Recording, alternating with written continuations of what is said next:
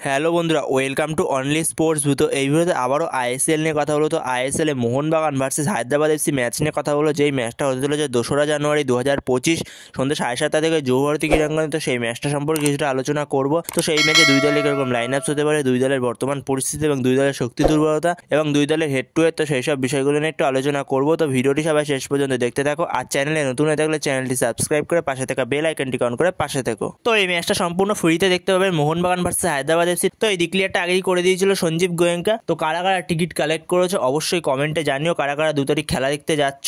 তো সেখানে যদি মোহনবাগান আর হায়দ্রাবাদ এফসি কতবার মুখোমুখি হয়েছে সেটা যদি বলা যায়, তো সেখানে হায়দ্রাবাদ এফসি আর মোহনবাগান তারা মুখোমুখি হয়েছে মোট 14 বার। 14 বারের মধ্যে 7 বার মোহনবাগান জিতেছে আর 2 বার জিতেছে হায়দ্রাবাদ এফসি, আর 5 বার ড্র হয়েছে তাদের মধ্যে। আর এদের দুজনের মধ্যে টোটাল গোল স্কোর হয়েছে 29টা, যার মধ্যে 18টা গোল করেছে মোহনবাগান আর 11টা গোল করেছে হায়দ্রাবাদ এফসি। তো সেখানে যদি মোহনবাগানকে নিয়ে কথা বলা যায় প্রথমে, তো মোহনবাগানের জন্য এই ম্যাচটা খুবই গুরুত্বপূর্ণ একটা ম্যাচ। মোহনবাগানের এই ম্যাচটা জেতা খুবই গুরুত্বপূর্ণ। আগের দিন যেহেতু ব্যাঙ্গালোর এফসি চেন্নাই এফসির সঙ্গে 4-2 ম্যাচটা জিতে গেছে, তো সেখানে ব্যাঙ্গালোরের থেকে 2 পয়েন্টের ডিফারেন্সে রয়েছে মোহনবাগান এখন। তো এই ম্যাচটা মোহনবাগান জিতে গেলে আবারও 5 পয়েন্টের ডিফারেন্সে চলে যাবে মোহনবাগান। তো এই ম্যাচটা মোহনবাগানের জন্য খুবই গুরুত্বপূর্ণ একটা ম্যাচ হতে চলেছে। তো সেখানে এই ম্যাচের জন্য মোহনবাগান তাদের কিছু কিছু গুরুত্বপূর্ণ প্লেয়ারকে পাচ্ছে না, যেরকম দিমিত্রি পেতাদোস, সেও থাকছে না এই ম্যাচে। আশিক কুইনান তাকেও পাওয়া যাবে না এই ম্যাচে, এবং আপুয়া তাকেও পাওয়া যাবে না। তার যেহেতু 4টে ইয়েলো কার্ড হয়ে গেছে, সে একটা ম্যাচ সাসপেন্ড থাকবে, তো সেই কারণে তাকেও পাওয়া যাবে না। এবং মানবীর সিং, তাকেও হয়তো এই ম্যাচে পাওয়া যাবে না, যেহেতু সে বিয়ে করেছে নতুন, তো তাকে হয়তো এই ম্যাচের জন্য পাওয়া যাবে না অ্যাভেলেবেল। তো সেখানে এই 4টে প্লেয়ারকে এই ম্যাচে পাওয়া যাবে না। তো গ্রেগ স্টুয়ার্ট সে বল পায়ে অনুশীলন শুরু করে দিয়েছে, মোটামুটি সে বল পায়ে অনুশীলন করছে। তো আশা করছি সে হায়দ্রাবাদ ম্যাচের জন্য অ্যাভেলেবেল থাকবে। সে ফার্স্ট 11-এ স্টার্ট করবে কিনা সে বিষয়ে সন্দেহ রয়েছে। সে বেঞ্চে থাকবে, কারণ মলিনা জানে এই ম্যাচটা তার কাছে কতটা গুরুত্বপূর্ণ একটা ম্যাচ। ব্যাঙ্গালুরু এফসির থেকে মাত্র 2 পয়েন্টের ডিফারেন্সে রয়েছে মোহনবাগান, তো সেখানে জানে খুবই গুরুত্বপূর্ণ একটা ম্যাচ। তো সেই কারণে গ্রেগ স্টুয়ার্ট এই ম্যাচটায় বেঞ্চে থাকবে। তো সেখানে যদি সে পুরোপুরি ফিট থাকে তাহলে হয়তো মলিনা তাকে ফার্স্ট 11-এ চান্স দিতেও পারে, না হলে তাকে বেঞ্চে রাখবে মলিনা। তো যেখানে বর্তমান সময় মোহনবাগানের পয়েন্ট হলো 13 ম্যাচে 29, যেখানে 13 ম্যাচের মধ্যে 9টা জয়, 2টো ড্র এবং 2টো হারের ফলে 29 পয়েন্ট নিয়ে 1 নম্বরে রয়েছে মোহনবাগান। আর দ্বিতীয় স্থানে রয়েছে 13 ম্যাচেই 27 পয়েন্ট নিয়ে ব্যাঙ্গালুরু এফসি। তো সেখানে মোহনবাগানের মাত্র 2 পয়েন্টের গ্যাপ রয়েছে ব্যাঙ্গালোরের থেকে। তো সেখানে মোহনবাগান যদি এই ম্যাচটা জিততে পারে, তারা 32 পয়েন্টে চলে যাবে, আবারও 5 পয়েন্টের একটা গ্যাপ হয়ে যাবে। তো সেখানে মোহনবাগানের জন্য খুবই গুরুত্বপূর্ণ একটা ম্যাচ এই ম্যাচটা। তো সেখানে মোহনবাগান আবারও 5 পয়েন্টের একটা গ্যাপ পেয়ে যাবে। তো সেখানে মোহনবাগান গোল করেছে 13 ম্যাচে 29টা, আর গোল খেয়েছে 13 ম্যাচে। তো সেখানে মোহনবাগানের অ্যাটাক যথেষ্ট ভালো অ্যাটাক। তো সেখানে মোহনবাগানের অ্যাটাক আরও দুরন্ত হবে যখন গ্রেগ স্টুয়ার্ট এই অ্যাটাকে ফিরবে। তো দেখা গেছে প্রথম দিকে যে গ্রেগ স্টুয়ার্ট যখন এই অ্যাটাকের সাথে ছিল, তখন অ্যাটাকটা কতটা ভয়ঙ্কর লাগছিল মোহনবাগানের অ্যাটাকটা। তো সেখানে মোহনবাগানের প্রতিটা প্লেয়ারই গোল স্কোরিং প্লেয়ার। তো মোহনবাগানের ডিফেন্ডার তারাও গোল করছে, যেখানে আলবার্টো রড্রিগেজ, তার হয়তো 4টে গোল হয়ে গেল এই সিজনে। তাছাড়া সব প্লেয়াররাই গোল করছে মোহনবাগানের হয়ে। মোহনবাগানের অ্যাটাক দুরন্ত অ্যাটাক, যেখানে জেই ম্যাকলারেনের মতো একজন পারফেক্ট স্ট্রাইকার রয়েছে। তো যেখানে সুপার সাব হয়ে জেসন কামিন্স, সেও খুব ভালো খেলছে, এবং জেসন কামিন্স আগের দিন খুবই ভালো ফুটবল খেলেছে। যে কর্নার কিকগুলো রাখছিল এবং ফ্রি কিকগুলো রাখছিল, খুব সুন্দর সুন্দর ফ্রি কিক রাখছিল এবং কর্নারগুলো রাখছিল জেসন কামিন্স। প্রত্যেকটা প্লেয়ারই ভালো ফুটবল খেলছে মোহনবাগানের হয়ে।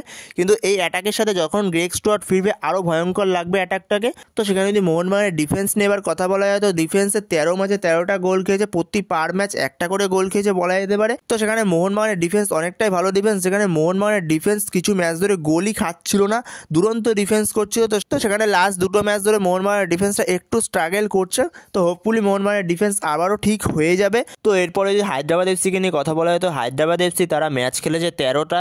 তো 13 ম্যাচে তারা জয় পেয়েছে 2টো এবং 2টো ড্র করেছে, এবং 9টা ম্যাচ হেরেছে। তো তাদের পয়েন্ট হলো 13 ম্যাচে 8। যেখানে হায়দ্রাবাদ এফসি ভালো খেলতে পারছে না এবং তাদের ইয়ং প্লেয়ারগুলো খেলছে ভালো, কিন্তু তাদের ঠিকঠাক রেজাল্ট আসছে না ম্যাচে। গোল খেয়ে বসছে তারা, অনেক গোল হজম করছে, তাদের ডিফেন্সটা অত্যাধিক দুর্বল রয়েছে। যেখানে হায়দ্রাবাদ এফসি গোল খেয়েছে ডিফেন্সে 26টা 13 ম্যাচে, যেখানে এখনো পর্যন্ত সব থেকে বেশি গোল খেয়েছে হায়দ্রাবাদ এফসি, 26টা গোল খেয়েছে 13 ম্যাচে, আর হায়দ্রাবাদ এফসি গোল করেছে 10টা। তো সেখানে হায়দ্রাবাদ এফসি ডিফেন্স অত্যাধিক দুর্বল। সেখানে হায়দ্রাবাদ এফসি লাস্ট ম্যাচটা ড্র করে আসছে ইস্ট বেঙ্গলের সাথে, তার আগের ম্যাচটা নর্থ ইস্ট ইউনাইটেড এফসির কাছে তারা 5-2 গোলে হেরেছে। তো সেখানে হায়দ্রাবাদ এফসির এই সিজনেও অবস্থা খুবই খারাপ। তো সেখানে মোহনবাগানের কাছে লড়াইটা তুলনামূলক সহজ হবে, কিন্তু ফুটবলে কোনো কিছুই সহজ নয়। তো এখনকার ফুটবলে কোনো কিছুই সহজ নয়, যে কোনো টিম যে কোনো টিমকে হারিয়ে দিতে পারে। নিচের টিম বলেই সে সহজ এমন কথা বলা চলবে না, কারণ যে কোনো টিম যে কোনো টিমকে হারিয়ে দিতে পারে, এটা আমরা এর আগেও অনেক দেখেছি। তো মোহনবাগানের জন্য হায়দ্রাবাদ এফসি একটা প্লেয়ারই সমস্যার কারণ হতে পারে, যেই প্লেয়ারটার নাম হলো এডমিলসন কোরিয়া। তাকে ঠিকঠাক দেখতে হবে, আশিস রায়কেই তাকে দেখতে হবে। তো সেখানে আশিস রায়ের প্রতি অনেকটাই দায়িত্ব থাকবে এই এডমিলসন কোরিয়াকে দেখার জন্য, কারণ এই এডমিলসন কোরিয়া তো সেখানে সে কিছুটা জায়গা পেলে সে স্ট্রাইক করে দিচ্ছে এবং গোলও হয়ে যাচ্ছে অনেক ম্যাচে। তো সেখানে এই প্লেয়ারটা খুবই দুর্দান্ত একজন প্লেয়ার। তো সেখানে আশিস রায়কে দেখতে হবে এই হায়দ্রাবাদ এফসির এই প্লেয়ারটাকে আটকানোর জন্য। তো সেখানে মোহনবাগানের বিরুদ্ধে হায়দ্রাবাদ এফসি 4-2-3-1 ফরমেশনে যেতে পারে, যেখানে গোলে স্টার্ট করবে আর্শদীপ সিং। আর হায়দ্রাবাদের 4 জন ডিফেন্সের মধ্যে লেফট ব্যাক হলো মনোজ মোহাম্মদ, রাইট ব্যাক হলো আব্দুল রাবি, আর দুজন সেন্টার ব্যাক, একজন হলো অ্যালেক্স সাজি আর একজন হলো স্যাপিক, আর দুজন ডিফেন্সিভ মিডফিল্ডার, একজন ইসাক আর একজন আন্দ্রে অ্যালবা। আর দুদিকে উইং থেকে লেফট উইং থেকে কোরিয়া আর রাইট উইং থেকে চুঙ্গা। আর অ্যাটাকিং মিডফিল্ডার নম্বর 10 রোলে সাই গডার্ড, আর ওপরে একজন স্ট্রাইকার জোসেফ সানি। তো এরকমই হতে চলেছে হায়দ্রাবাদ এফসি প্লেইং 11 মোহনবাগানের বিরুদ্ধে। তো এরপরে যদি মোহনবাগানের প্লেইং 11 নিয়ে কথা বলা যায়, তো মোহনবাগানের কোচ মলিনা সে দুরকম প্লেইং 11-এ যেতে পারে। প্রথমে যদি কথা বলা যায় 4-2-3-1 ফরমেশন নিয়ে, যেখানে গোলে স্টার্ট করবে ভিশাল কাইত, 4 জন ডিফেন্সের মধ্যে left back Subhasish Bose, right back Ashish Roy, দুজন সেন্টার ব্যাক হলো টম অ্যালেট আর আলবার্টো রড্রিগেজ, আর মিডফিল্ডে দুজন, একজন অনিরুদ্ধ থাপা আর একজন হলো দীপক তাংরি। তো এই ম্যাচে যেহেতু আপুয়া নেই, তার 4টি ইয়েলো কার্ড হয়েছে, 4টি ইয়েলো কার্ডের জন্য সে একটা ম্যাচ সাসপেন্ড রয়েছে। তো সেই কারণে সে এই ম্যাচে নেই। তো সেখানে আপুয়ার জায়গায় দীপক তাংরি স্টার্ট করবে এই ম্যাচে। আর দুটো উইং থেকে লেফট উইং থেকে লিস্টান ক্লস, রাইট উইং থেকে জেসন কামিন্স, কারণ রাইট উইংয়ে আমরা এই ম্যাচে হয়তো মনবীর সিংকে পাবো না। তো যেহেতু মনবীর সিং নতুন বিবাহ করেছে, তো সেই কারণে আমরা হয়তো মনবীর সিংকে পাবো না এই ম্যাচটাতে।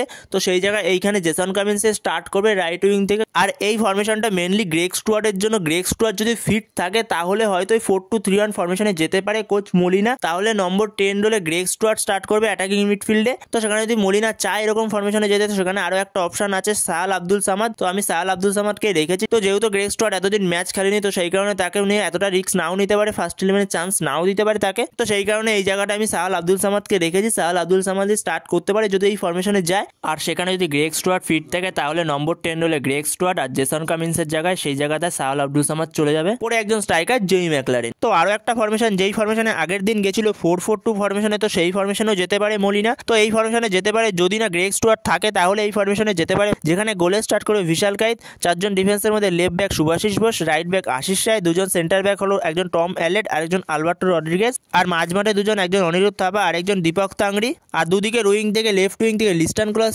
রাইট উইং থেকে সাহাল আব্দুল সামাদ। তো সেই ক্ষেত্রে সাহাল আব্দুল সামাদ স্টার্ট করবে রাইট উইংয়ে। আর দুজন স্ট্রাইকার ওপর হলো জেমি ম্যাকলারেন আর একজন হলো জেসন কামিন্স। তো সেই ক্ষেত্রে জেমি ম্যাকলারেনকে স্ট্রাইকার পজিশনে দিয়ে দেবে, যেটা আগের দিন দেখা গেছে জেসন কামিন্স কিছুটা পেছন দিয়ে খেলছিল জেমি ম্যাকলারেনের। তো যদি না গ্রেগ স্টুয়ার্ট স্টার্ট করে, তো সেই ক্ষেত্রে 4-4-2 ফরমেশনে যেতে পারে মলিনা। তো মোহনবাগান কোচ মলিনার হায়দ্রাবাদ এফসির বিরুদ্ধে এই দুটোর মধ্যে যে কোনো একটা ফরমেশনে সে নামতে পারে। তো বন্ধুরা, তোমাদের কাছে কি মনে হয় হায়দ্রাবাদ এফসির বিরুদ্ধে মোহনবাগানের কোচ মলিনা সে কোন ফরমেশনে নামতে পারে? তো তোমাদের মতামত অবশ্যই কমেন্টে জানিও এই বিষয়ে। তো বন্ধুরা, এই ভিডিওতে এই আপডেটগুলো নিয়ে আলোচনা করার ছিল। তো ভিডিওটি ভালো লাগলে অবশ্যই লাইক, শেয়ার, সাবস্ক্রাইব করতে ভুলো না। তো নেক্সট ভিডিওতে দেখা হচ্ছে, ততক্ষণের জন্য বাই বাই।